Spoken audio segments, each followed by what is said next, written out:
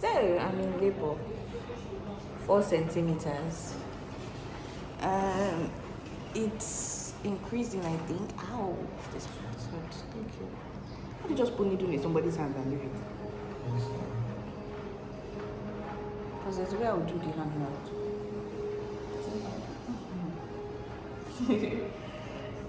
Hey, good. I'm not really feeling anything, no. But let's see how it goes. I'm waiting for epidural. He said the epidural guy is not picking. They better pick up, and they better come to this hospital. Because I don't want to hear story. Why would they let the person go like that? Ha. But you have to prepare for all circumstances.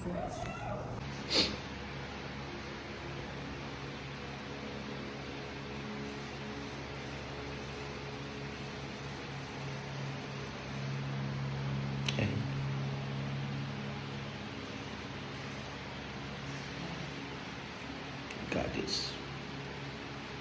You got this.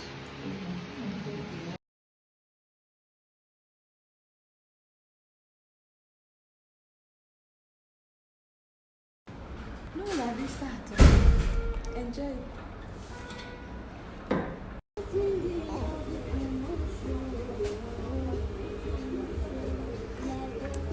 Hi everyone. My name is Larissa. How is everybody doing? So I've finally decided to start a YouTube. My name is Larissa anyway, Larissa Oyele. Yeah, if you don't already know me, I used to have a fashion blog called larissaaliflair.com. So yeah, I used to be a fashion blogger, and I've decided to try YouTube. So please watch, subscribe to my channel, share, and everything. I'm gonna try to get used to this. I'm from Delta State. Nigeria. I'm a Warri girl. Yeah, I'm a Warri girl. I grew up in Warri. I grew up in Delta State. But now I live in Abuja, so I'm an Abuja mommy blogger right now. I live in Abuja with my husband and my little daughter, and I am 3 months postpartum. I decided to share, because a lot of people were asking me on Instagram about my pregnancy journey and all that. So I'm just going to share like a pregnancy story time. Just gist you guys basically about what happened and the story of my birth story basically and all that. So yeah, keep watching. Thank you. So I've been married for 2 years, and I didn't want to get pregnant immediately. I wanted to basically still enjoy my life. I was starting my business. If you don't already know, I sell flowers at larissaaliflair.com. So I was starting my business, and I wanted time, and I just got married, and I wanted time to be able to stabilize the business before I think of having a child, because I feel like everybody is different and know what works for you. And I knew that I can quickly get overwhelmed. So I told myself, me and my husband, we planned it and decided to enjoy marriage for like a year, and plan for a baby later. So during the lockdown, I decided to try, and I think I tried for like 2-3 times, and I was kind of getting scared. I was like, oh my god, what's going on? But I love God so much. I just kept praying, and I'm like, God, you won't disappoint me now that I'm ready to try, because it's like my mom will call me, what's happening? No, you have not gotten pregnant. You have not those kind of things. And she would not be like, when I told her I was waiting, she was like, hey, don't wait. So this one now, what if you want to try now? So I already told myself that when I want to try, it will come. There's nothing to be scared about or anything. So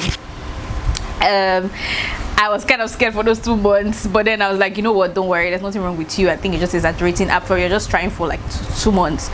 So yeah, so I finally got pregnant.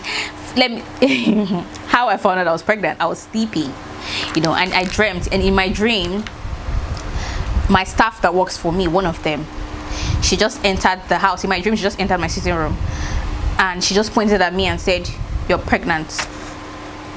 And I woke up. And I was like, in the morning I woke up and I slept back, and in the morning I told my husband, I'm like, see what I dreamt, you know what, when you come back from work, get me a pregnancy, please get a pregnancy test.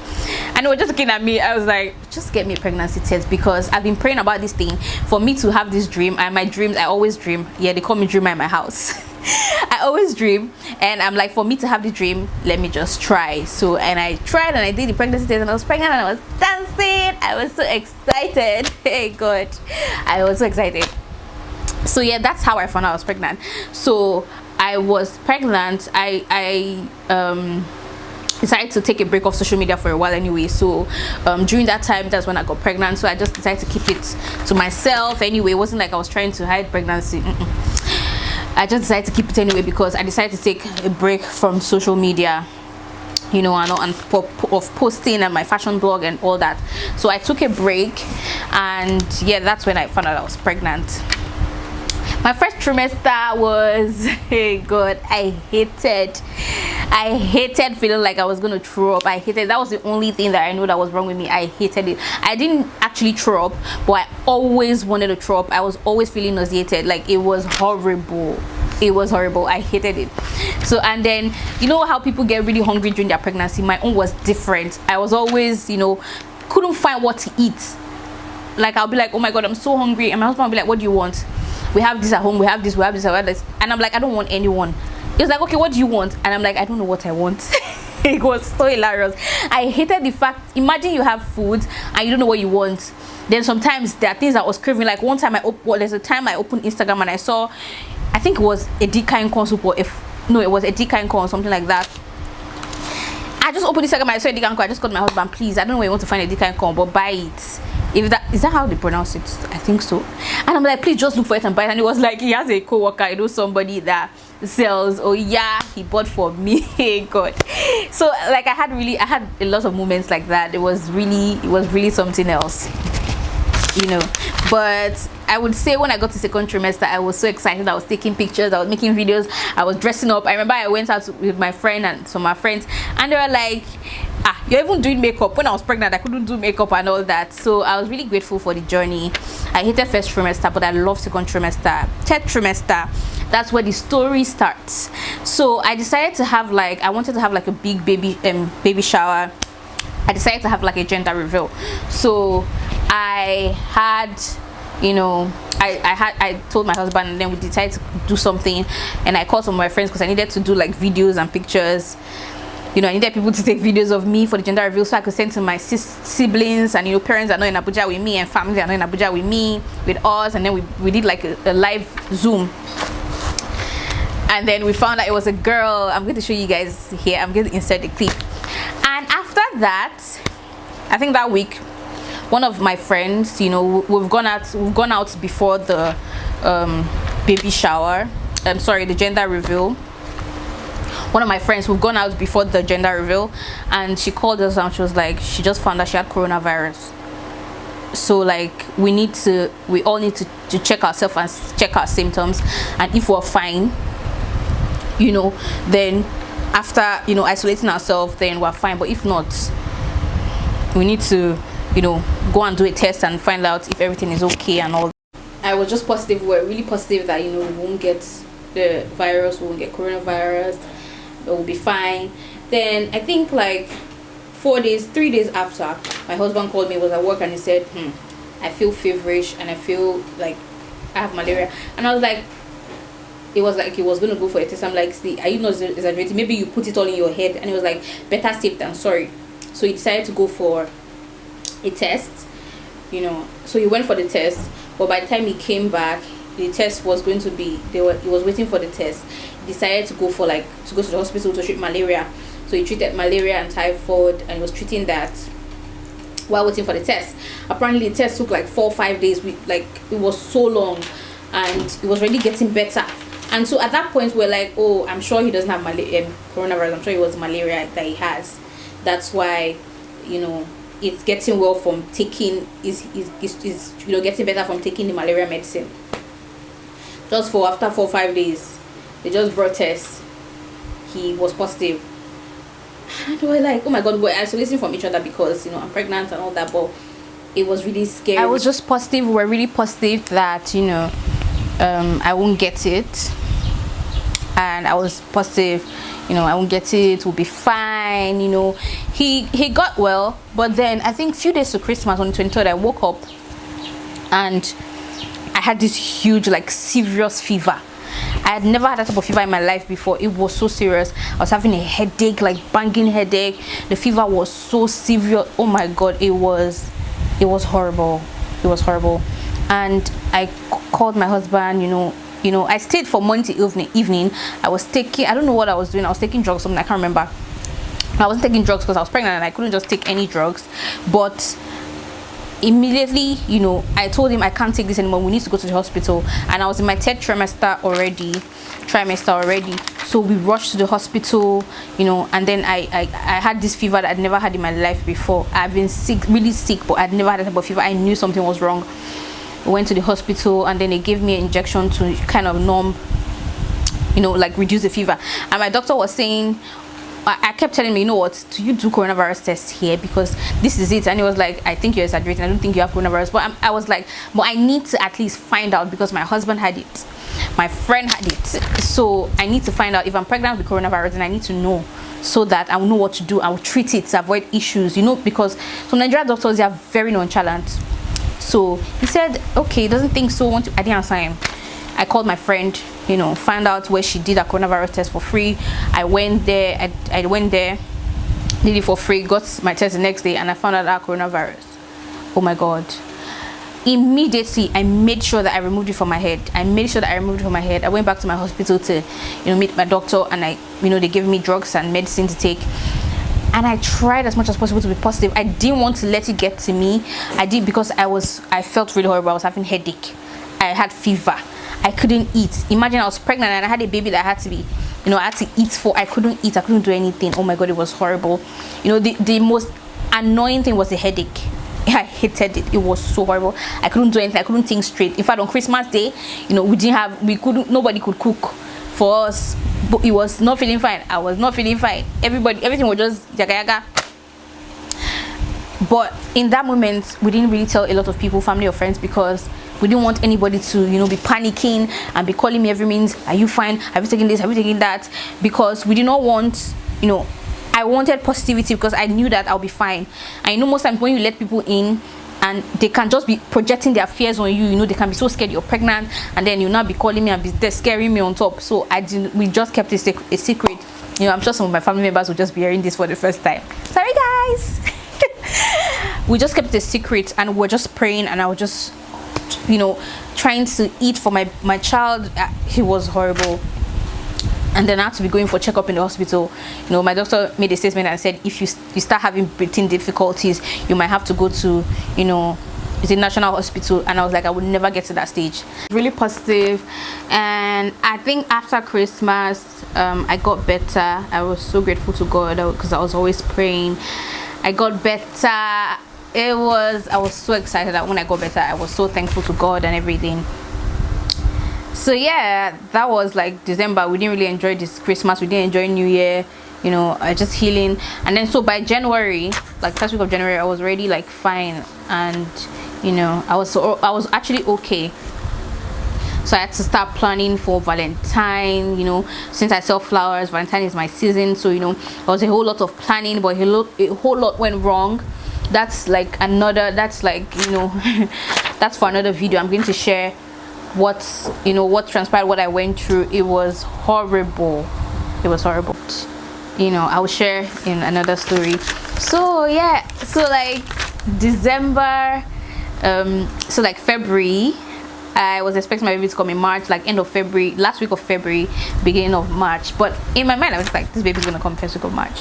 So one day, that was like on the 23rd, I was at home. I wanted to make potato curry sauce. In fact, I went to make potato curry sauce. And after that, I felt some things, but I just thought, like Braxton Hicks, I've been feeling it for a while, so I'm sure like it's normal. I felt really good. I made potato curry sauce. So after I made potato curry sauce, I came to pee. And I was talking to my friend so my friend called me, and I was talking to her on the phone and everything, and I took the phone to the toilet. I don't normally even do that, but that day, I don't know, I just took the phone to the toilet, and I was talking to her, and I put on loudspeaker. So I went to pee, and after I finished peeing, I was wiping, and I realized I was spotting. So I was talking to my friend. I'm just like, oh my god, Winifred, guess what? And she was like, what? I'm spotting, and that's never happened before, so definitely something is wrong. She's like, oh my god. And guess what I went to do first? I just left the bathroom. I went to pack my remaining baby things, my baby bag. Quickly went to shave, because I've always been traumatized. I didn't want, I tell you to be shaving stick. No, I will shave at home. I quickly shaved, because I've been shaving every week to make sure that it never gets, in case anything happens, it never gets too bad. But sorry, TMI. But I just quickly went to shave. Then I quickly packed my bag and everything. Then we went to the hospital, and when we got to the hospital, my doctor, gynecologist that attended to me was not around, but we had like a doctor that that checked me a few times. She was there with a nurse, and they decided to check me because my mother-in-law was like, let's go to the hospital quickly. So we went to the hospital. It was like 7 something past 7. So we got to the hospital, they checked me, and they were like, oh, you're fine, there's nothing wrong. I was like, I told you, because I kept telling my husband and my mother-in-law we were going that, mommy, I'm sure there's nothing wrong with me. I feel like normal. Maybe it's just something that just happened, but let's go and check anyway. So they said, oh, you're fine, I don't think you're dilating or anything, or you're fine. I was like, yeah. So they called my doctor, so my actual doctor, and he was like, that they've checked and there's nothing, they think I can go back home. And he was like, you know what, he just landed at the airport, and he's you know what, I should wait for him. I'm like, what am I waiting for you for? I feel fine, I feel okay, and they've checked, it's not like baby's coming. He was like, no, they should keep a room for me in the hospital. They should give me a room. I'm like, why are you giving me a room? It was like, so that you'll be comfortable till I come. I was like, God in heaven, what is this? Anyway, so they did that. So we're already ready. My hospital bag was there, everything was there. We got to the hospital. So we stayed in the room. I waited for like 2 hours. I was so frustrated. I was like, I want to go home and eat. I mean, I just made potato curry sauce, and I can't eat it. I want to go home. They were just like, be patient. So when he came like 9 something or so, like 9 something, yeah, I guess. And when he came, he checked me, and he was like, your 4 centimeters gone. He was like, what did you guys check? Or maybe at that time nothing was happening. I'm like, how did I get from here to here? Like, I didn't even understand it. So I already told them I wanted epidural. Like, I already planned for it. I've asked them the price, I've asked for everything. I did not want to feel pain at all. Me and pain are like, no. I was telling my husband before that I want to form, supernatural, because I was reading this book, Supernatural Childbirth, throughout my my pregnancy. And I was like, you know what, maybe I should have faith and everything. My husband was like, yeah, have faith too, but you don't like pain, you better prepare for epidural. I was like, yes please. So I prepared for epidural. I'd been telling them. They were like, oh, that's fine. During my appointment in the hospital when I was pregnant, I always reminded them, and they were like, fine by it. So at first, the doctor was like, oh, let him call the person to administer the epidural to me, because I'm already at 4 centimeters. If I get a particular centimeter or something, they can't give it to me. I'd already known this earlier, so I was like, oh yeah, I'll call the guy fast, no shake it and all that. So at that point, at 4 centimeters, they were like, oh, you're contracting, check, are you feeling anything? I wasn't feeling anything. I was like, no, I'm not feeling anything. They were like, and the female doctor kept telling me, she was like, you're not feeling anything. That some people would have been rolling right now. They are doing very good, they are doing well. That she was like, can you feel the contraction? I'm like, I can't feel anything. I didn't even know what contractions were at that point, because I don't know, I wasn't feeling anything. So we went to the room. They said I had to, you're about to give birth. It was like film trick to me. About to give birth, from where to where? So I was just at home making curry sauce, and now I'm in the hospital about to give birth. I was like, this has to be a film trick. Anyway, so they changed me to my hospital gown. It was still doing me like film trick, I'm not joking. They changed me to my hospital gown, and they said preparing, they left me in the room, that they will come and keep checking me. They will come to check me till, to check how many centimeters and all that. So they came at like later on, and they were like, you're at like 5 centimeters, a bit 6 centimeters, 5 centimeters or something. I was like, okay, where's the epidural guy? They now told me that they've been trying to reach, this is a private hospital as though. They've been trying to reach the guy, and the guy is not here, like they can't reach him. I was like, what do you mean? Then call somebody else. I've already planned this epidural since I got pregnant, so you cannot be telling me that right now. And all they were like, don't worry, that they will try again. I say, what? Hey God, me that I prepared my mind that's painless delivery and everything. You're not coming to tell me epidural person is unavailable. What? Hey God. Anyway, so they left. At that point I was still not feeling anything, so I called my sisters. We did video call. They were like, you're in labor and you are I'm like, I'm in labor. That's what they said, but I can't feel anything. So I was joking. I was even telling my husband to take pictures of me. I was posing and all that. I was still excited. Then I think like 2 hours, it was almost 12. They came again and said, that they checked me. They came and checked me.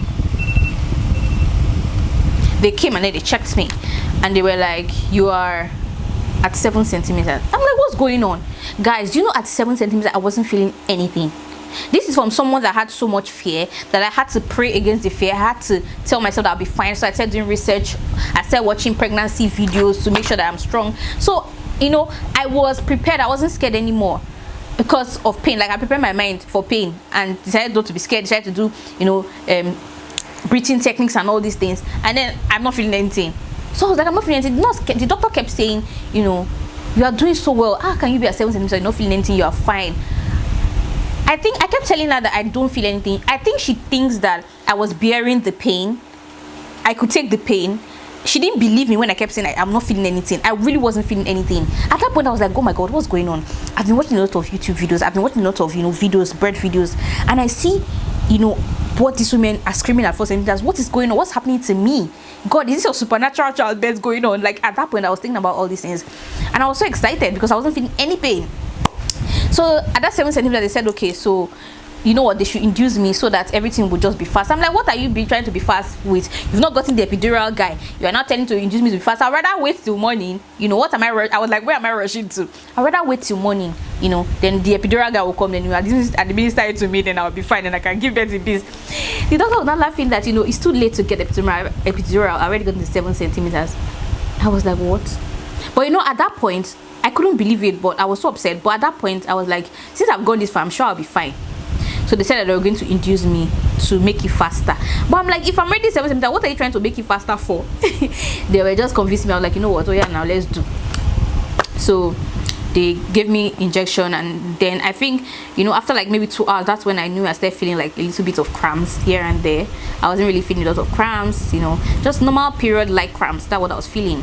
So I was like, fine. Oh well, I was like, I think I can do this then. Then so they told me that I think I'd gotten far. They told me that we need to go to delivery room. So we went to delivery room. This may be like 3 a.m. or something, I can't remember. We went to delivery room. Then they decided to increase I don't know what it is, the induced thing. They decided to increase it. So when they increased it, I started feeling real period pains, like real contractions. I started feeling the contractions. I started feeling the pains. But to me, it wasn't so much. It wasn't like I expected, I don't know the miracle going on, but I was so thankful to God. So I wasn't really feeling the pain. And then they now said they had to check. Oh my God, guys, I hate that thing that they use their hand to chook inside and check. Oh my God, I hate it with passion, because I feel like I would have been so fine without.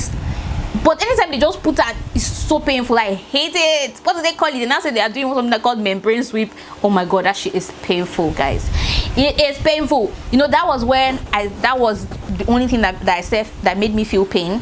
I didn't like the thing that somebody's hand is going there. Why? I was feeling pain, so I was strong, make my body strong and all that. They were like, release yourself, blah blah blah blah. I was trying to hold hands. Oh God, I'm troublesome, man. That's why I wanted the epidural, so I won't feel it, so that I will be numb there, because I know myself. So they said they had to break my water. They did membrane sweep. That was when the pain hit me, because I don't know what they did down there, but like that shit was painful. I'm sorry. It was so painful, And so they started, my doctor now came. It was time for me to give birth. They said that, oh, my baby's head is coming or something. So at that point, because of the membrane sweep and water breaking they've done, I don't know what they did inside there. God, the pain had already gone times 100. I was screaming. They'd be like, let me check. I'm like, don't put your hand out there. Don't put them on another technology you can use. I feel like that nurse and the doctor and the nurse, they suffered in my hand. God, I kept apologizing. Anytime I misbehave, I'll be like, I'm sorry. They were like, it's fine. Like, I'm sure they had seen worse. I'm sure they had seen worse. They were like, it's fine. So like, oh my God, it was so painful at that point, because why they put in their hand? I hated it. So they told me that I need to start pushing, that my baby's head is there. At that point I was like, the pain is too much, that please can they just do CS. My husband was in the delivery room with me, so he kept telling me, breathing is kept telling me that all the breathing exercises you learn, let's practice it now. It was like, oh yeah, breathe in, breathe out, let's count 1 2 3. That was really helpful. Like, he didn't know, it really helped me. I was so grateful. At that point when he was telling me do the breathing exercise, now we'll do 1 2 3, when they were trying to do what they were doing, in my head I was like, oh my god, this is really working, because I wasn't feeling the pain. So those things that they say, fear can actually make everything harder. It can actually make everything worse. It can actually make you hurt. So when I relaxed, it was like, relax, let's count 1 2 3 and everything. It was working in my head. At that point I was like, oh my god, this is working. But I did not have the patience to continue.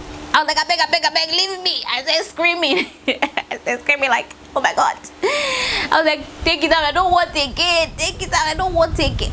God, that shit was painful though. It was painful, and I did not want to feel that pain. I feel like God was like, you will feel the pain by force. I was like, if I swear for that epidural, I was like, oh my god, I'm going to swear for the epidural guy. Why is he not here? Because of my feeling the pain. And my doctor was, it was like really nice. It was like, please don't swear for the epidural person, because if you swear for him, the pain you are going through to work. And they were laughing. It was like, what music do you want? They're trying to calm me down. What music do you want? Playlist, it was trying to jokes, crack jokes. I was not interested. I just wanted the baby to come out. So, they started, doing what they were doing and all that, telling me to push. I felt like I wanted to pull. I wanted to pee. In fact, I pulled, I pee. In fact, I don't know. I was just restless doing things, and I was like, can I turn? They were like, you can't turn. I will turn. I saw them turning on YouTube. I will turn, because I felt like my doctor and the nurse, they suffered in my hand. I was like, I would turn. And actually, when I turned, I felt better. The pain, I felt better than, lying on my back like that. So my baby head was there. They were like, oh, you have to push and all that. And so they were telling me 1 2 3 push, and I was pushing. And then I think I got an episiotomy, I think that's what they call it. And I know that I just knew when this guy, my doctor, took some knife and cut me, not even tell me, ask my permission. Anyway, at that point I just wanted the baby to come out, so do anything. So the baby came out, guys. Immediately that pain came out, I felt relieved immediately. Like, when women need to say that thing, I didn't really think about it like that the pain, immediately the baby comes out, the pain stops immediately. It actually does stop. Like, I didn't feel any pain immediately. And they started stitching me up immediately, and injecting me, stitching me up. I didn't feel pain. I was relieved at that point. I was fine. I was okay. So like, I really feel like God really helped me, because imagine I had gone through, for someone that wanted epidural, that had like a tiny pain threshold. Pain cannot shook me. I will cry. I don't like it. God made me go through that thing, that I didn't feel that pain. Because imagine I had gone through pain from 4 centimeters to 7 to 10 centimeters. I'll now go through the pain of them breaking water and the membrane sweep and the thing at that end. I felt like that last part was the only pain I could have taken. Like, I can't do any more than this. I just can't. It was, so to me, I still had this supernatural childbirth, because it was amazing. It wasn't as bad. I know that the pain at that last part, was horrible, but it wasn't as bad as I thought it would be. It wasn't as bad as I thought it to be. However, next child I was still want to get an epidural though. So I'm really thankful to God. I have a beautiful daughter called Nifemi Gianna Oyeleye. She's so adorable, and I was obsessed with her. And I'm really thankful to God that even with everything I went through with the coronavirus, with the whole Valentine and my business, everything just going upside down, and I was not feeling well. God. In fact, at one point I had BP that was a little bit high. I started having gestational diabetes. It was still amazing. I feel like my pregnancy was still amazing. My delivery was amazing. Everything was amazing, and I'm so thankful to God, guys. I'm so thankful to God. So that's my pregnancy and birth story, delivery, story, guys. I'm going to share some postpartum tips, because I feel like I said on Instagram, Nigerian doctors just make you, after delivery they just throw you away. There are some tips and tricks that I used, that I learned. I just went on YouTube and learned, that helped me, you know, to go through my pain and stitches and everything. And I'm going to share that in my next video. So watch out, guys. Please like, subscribe, and if you want more of these videos, let me know in the comment section. Thank you, guys.